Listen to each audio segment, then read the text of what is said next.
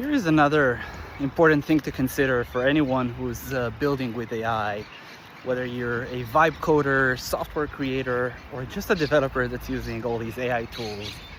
You know, talking about Claude Code, Cursor, Codex, all these things. Eventually building is the easy part, right? And if you're building all sorts of demos and MVPs, etc., that's fine. I mean, all of us do it probably to some extent.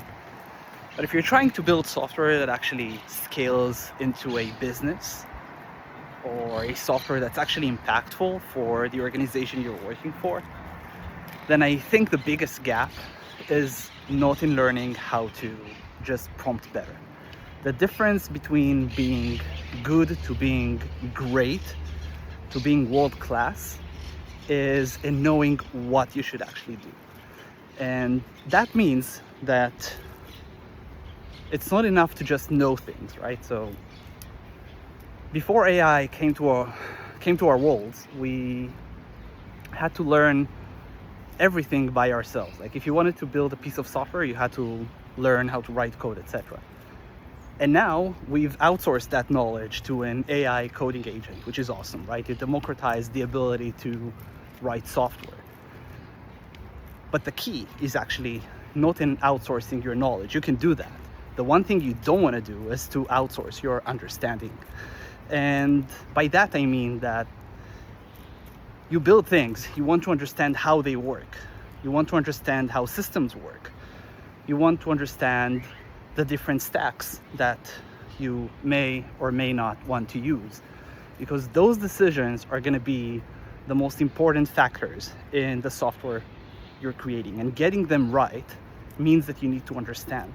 But the question is, how do you actually start to understand things? For most of us, we have a day job, we're doing something, and we're just using AI coding tools as part of that, which means we don't have a lot of time.